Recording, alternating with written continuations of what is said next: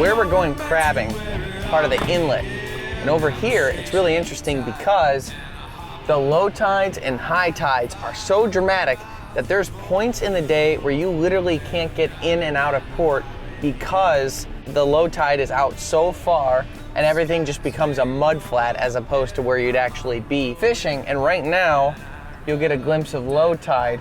Like, we couldn't launch a boat right now, but where we're going to be going is right over here. Until the service stopped. Miles and miles of Black Street Road. As you can see, there's just a ton of mud out there, so the tide is way out. It's 3 o'clock in the afternoon right now. Unfortunately for me, high tide will be at 5 a.m., which means we're gonna have to wake up really, really early to get out there and get after the crabs. So we're gonna be targeting Dungeness crabs. Honestly, they're known as one of the best tasting crabs on the planet. They're not as big as, say, a king crab, but the flavor is supposed to be awesome, and I can't wait to do it. And I'm driving down the highway to you. I'm going back to where it all began. I'm a straight shooting type and a hot-blooded man. I got 500 miles of open road, and I'm driving down the highway to you. Now, growing up in Michigan, I was exposed to crabbing exactly 0 times in my life. But luckily, I've got my buddies Ken and Rich that have the perfect rig, plenty of traps, and quite a bit of experience crabbing in these waters. And for good luck, we brought Rich's 5-year-old daughter, Corey, who's going to be tagging along on this journey. Just 200 miles and I'm feeling okay. Oh, how I wish that we could meet halfway. This is like an attractant. It's got a bunch of different pureed things in it. A bunch of other stuff they grind up. It's like a brine almost that I'm injecting with like a, usually you use this for marinating chicken. Doing the same thing, but with this, we got this at Cabela's. I'm gonna try it out, see if it helps. Then we end up sticking that chicken into these bait bags. I like to stand these up. You're gonna hook the loop through the top of the pot and back down. That way you get more water flow through. So if it was just laying flat, and that's what you're trying to do is bring scent, and that's what attracts the crab, is they smell something stinky, they think someone's dead on the sea floor. That's what they are, they're just scavengers on the sea floor.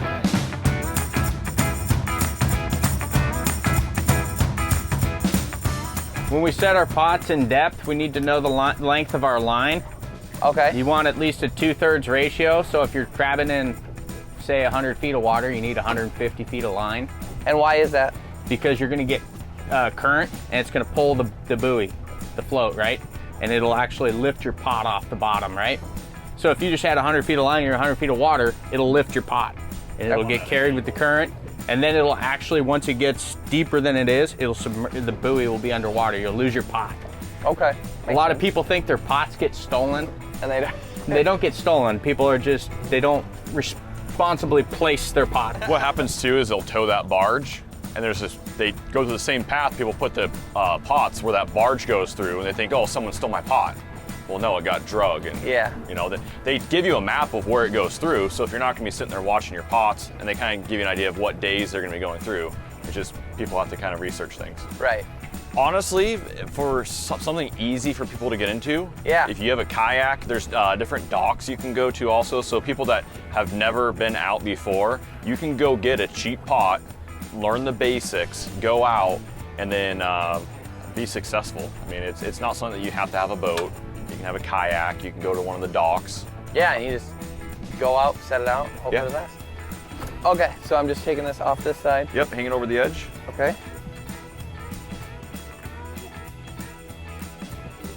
And I'm just tossing it in? Yep, toss it in and then hold the rope. There you go. Put your kombucha on there. Get that one really good. Is that just for bait, or can you eat that too? If you'd like to give it a taste, you're more than welcome. I love strawberry milk. I assume it's Oh, yeah, I mean, that looks, you're all, You ready? All right, go ahead. All right, next one. You'd have floated. We wanted to give the pots a few hours to sit, so in the meantime, we decided to run the downriggers for some salmon. So what happens you got the shelf that's on the tip of the island, right? And it creates a bar there. And so it drops off on both sides. You get the water that comes over the top of it, right? And it creates a little back eddy on the back side. And that's where your bait will end up. Okay. So the fish, they swim right along just below the current on the edge of the shelf, and they'll hit all the bait on the edge of the shelf. Okay. It's just a matter of finding You the just bait. hope to be there. Oh. So we got to bring the downrigger ball back up. So if you go over, there's the green button on the top. Okay. And the black part, turn it counterclockwise. Clockwise. So what that's doing is it's bringing the ball up, and there's a stop on the line that'll automatically stop it. Okay. So in the meantime, let's let out about 20 feet of line with this out the back of the boat. Okay. And this is the flasher here. Yep, it's a flasher. They This- call that one the Green Hornet. And it looks like in the water, the flashing motion simulates like fish feeding, going frantic over there, attracts the fish in, and then they find the bait, hopefully. So you're just letting this out 20 Right feet? out the back, about 20 feet. So the line counter's at 0, so I flip the bail. That's good. Okay. You don't want more than 20 or 25 feet because the line will get all tangled back there. Okay. Right? Okay. So now we'll just set the rod off to the side. We got to get our release in. So that's what we'll hook our line to. I'll let you do that. So I like to set it to about the black notch on there. Black. Just squeeze to open it. Yep, goes right in there. Not all the way down, to about where the black notch is. Otherwise, Oh, I it'll be see. really hard for the fish to get it released. Okay? So you clip that on, and that's attaching it to like the big sinker weight that's down there. That's the downrigger ball. The downrigger ball. Yep. So I'll let you hold this part. Okay. Now we'll swing the downrigger back out. Okay, let your drag open, Okay. and I'll let the downrigger line out. Rich, what depth are we? So if it's 93 foot, how much depth do you put the ball down? We'll go down 100, 105. 'cause Okay. The line's gonna be at an angle going backwards, Okay. right? So that's gonna take up some of the distance. So we're fishing just off the bottom then. So we're at 105 there. Let's tighten this up. We wanna get this nice and snug so that when the fish hits it, It'll pop it off. it'll pop it off. Okay. Right back in the rod. And if a fish takes it, it'll likely just pop up and release it. It'll pop clean and free. Rock, paper, scissors, shoot. 2 point. 2-2. Ready for the big whammy championship right here. Rock, paper, scissors, shoot. Oh! Champ. It's not your fault. I'm really good at it. No, we're supposed to go to 10. Oh, to 10. All right, ready? Rock, paper, scissors, shoot. So you're gonna grind down until it's nice and tight. There you go, now reel.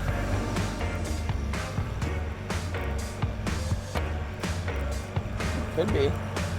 There's definitely resistance. I don't know how much resistance comes from what we have on. Yeah, a lot. And it's probably not a fish. You might have a shaker on there. What is a shaker? Small juvenile fish. Okay. I think it is a fish. There's the flash. That's a flasher, right? That's a flasher. Yeah. Bring her up. Yep. Little fish. Bring it in. Bring it in. Bring it in. Bring it in. So, see what it is. Let's take a look at the mouth. So what we caught is a juvenile coho. We call them silvers here. You can tell by the mouth. If it was a king, this would all be black through here. It still has its adipose fin, which means it's a wild, and we're not allowed to keep it. So what happens with hatchery fish, and those are fish that are raised by the Department of Natural Resources or different hatcheries and released, they'll clip that adipose fin. That way fishermen know whether they're stocked fish or naturally reproducing fish. So we let that one go. And that was a coho. That was a coho. Said the king would have had the black mouth. Yeah. It occurred to me that after a couple hours on the water and overall lackluster success, our good luck charm was rapidly losing interest. Okay, Corey, you think you can help me reel one in today? Okay. Have you caught a fish before? With John. With John? Yeah, but Mom and Dad help me. Yeah. Will you help me though? Because like your mom and dad helped you, I'm gonna need a little bit of help too. Okay. Okay.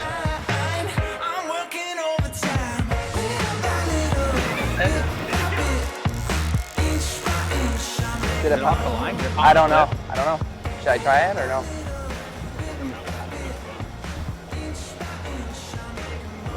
It's still on. Corey, come here.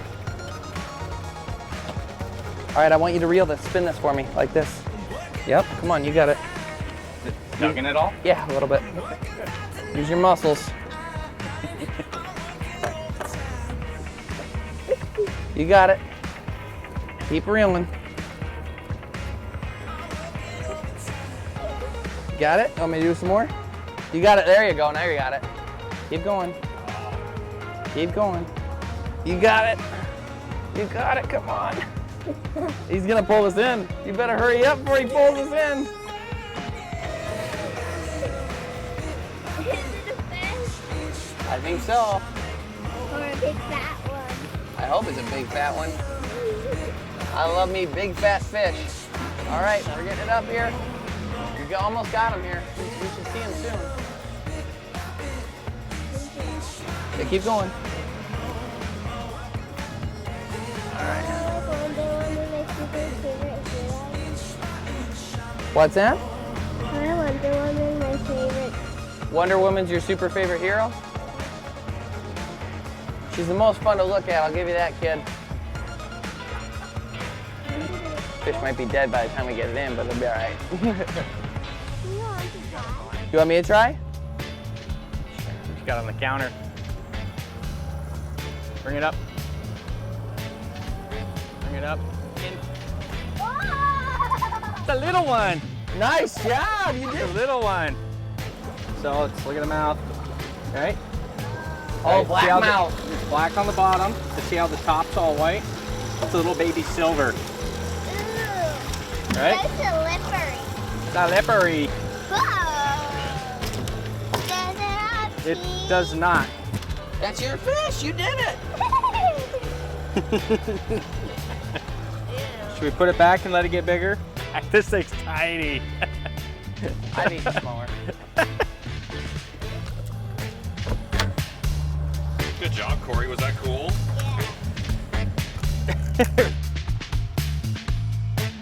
We ran the downriggers for a few more hours waiting to go check the crab pots. We didn't catch anything, but we had a good time, and I was excited to get over and see what we had. So what's the game plan? So I'm gonna hook it. I'm gonna grab the buoy. I'll hand you the buoy. I'm gonna start gardening the line. Yeah, just keep it off the. Don't let me run over the line. And we want to keep it away from the boat. And so you're just gonna coil the rope up flat. Okay, coming up on your port side. Okay, I'm gonna turn in with it, start hauling line so I don't run over it.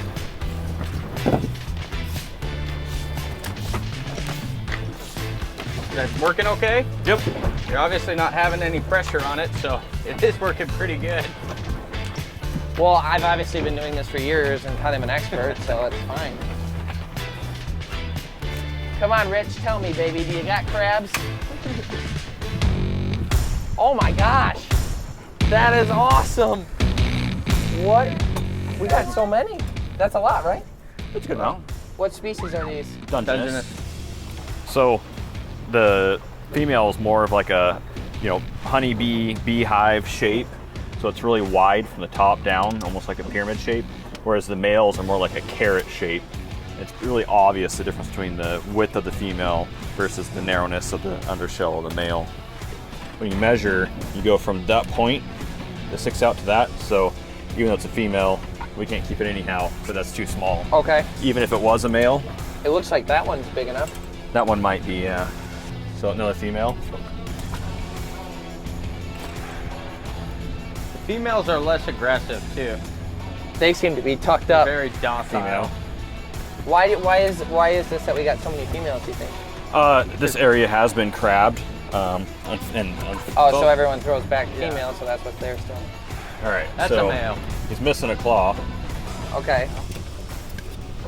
But so you measure He's big from enough. one to side, or side He's a keeper. to side. Yep. More than enough. So that's a keeper right there. Awesome. I'm gonna try holding them. Yeah. What do I grab? Lay them right on there? their back like that, Yep. they're really docile. They like almost go to sleep. So you put them on the back. That's how you do it. So we get to eat him. So see the difference in the male yeah. and the female? You guys- What's that mud stuff? Is that? That's just part of her. I mean, that could be mud from the bottom. So they have, like, if you look on the front of the shell there, they have the spout where they kind of suck the water in and they get their oxygen out of it. I see a lot of bodies. I'm seeing bodies. Oh, there's a couple good ones in there. I think that one looks. Two keepers. Yeah, at least. That looks like a good one. Please don't be female. It's male, Yeah, and we're good. that's a good. Is that like? How big is this See, one? that one's missing a leg too. That's funny. Do you think people are out here clipping them, trying to make them less? No, they like They just- regrow them. Yeah, they'll regrow naturally.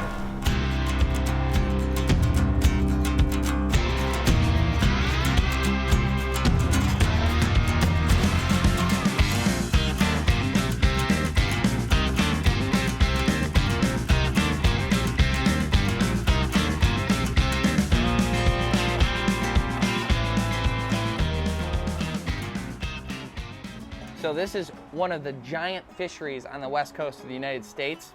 I'm gonna flip this guy over here and get a look at him. The weirdest thing I felt was the fact that they have like this hair up here. Now these guys are scavengers. So if you get a look at their mouth, they almost got like little hands that they're feeding themselves with, like the Cookie Monster, but grosser, because they're scavengers. So they're eating anything dead that ends up on the seafloor. That's what they're going after. Now, something fascinating about these guys is their long-term commitment to relationships, and let me explain. So when they're getting ready to mate, the male will sense a female's readiness to mate by smelling her pee in the water. So she'll send out pheromones, and he'll go over to her. Now get this, they'll embrace for 2 to 3 days, looking at each other in the eyes with their abdomens touching, the male on top of the female. Days. So they're not brushing their teeth, they're not taking a break, nothing. They're just doing that.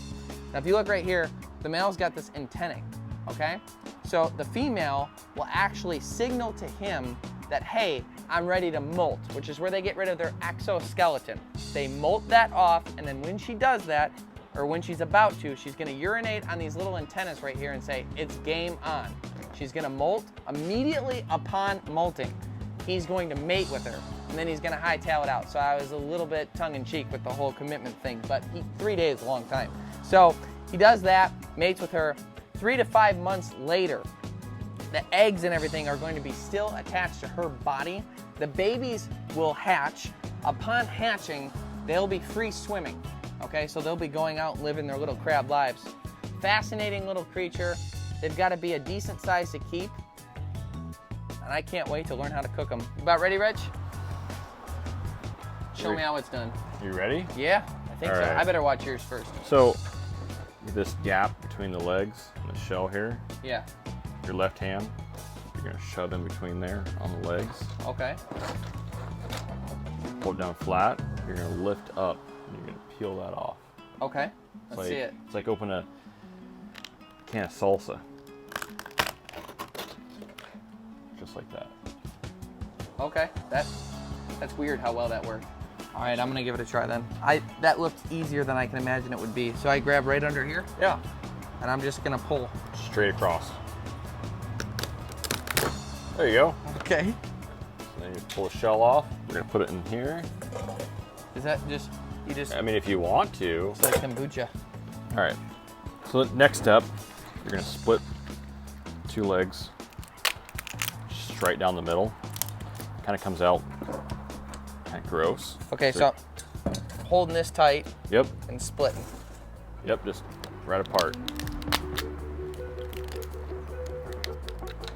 Perfect. All right. Now what?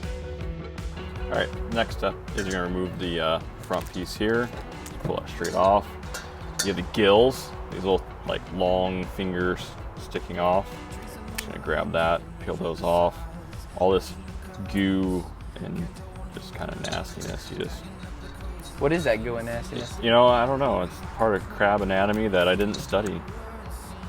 They call it black tar. Yeah, So you're just kind of pulling away anything that isn't meat.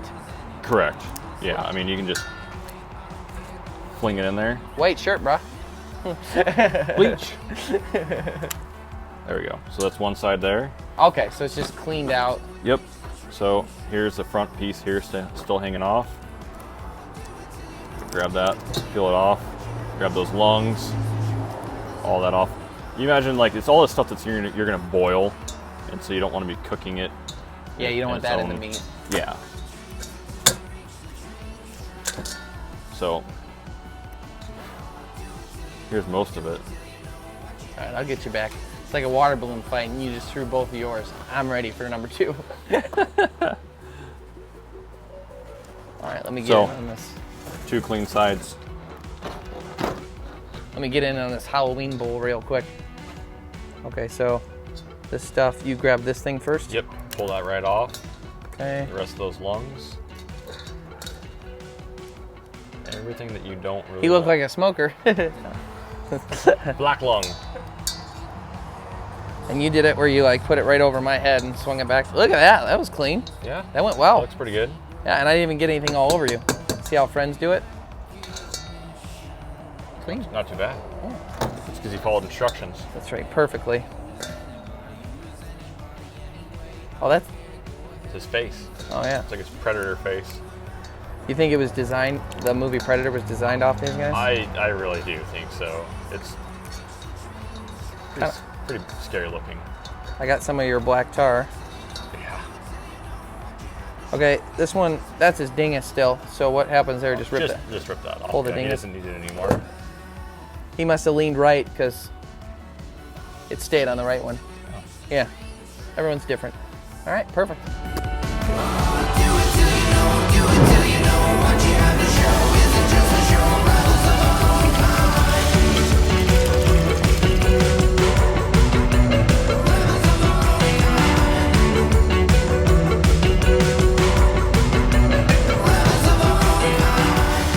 How long do we boil these for? About 12 minutes. 12 minutes? Yeah.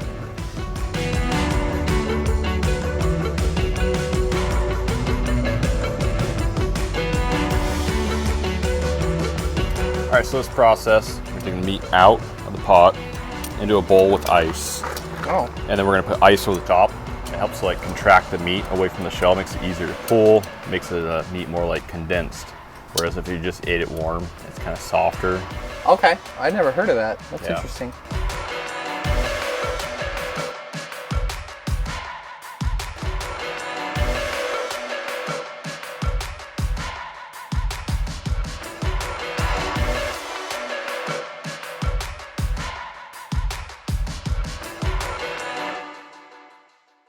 Are you learning how to break these apart?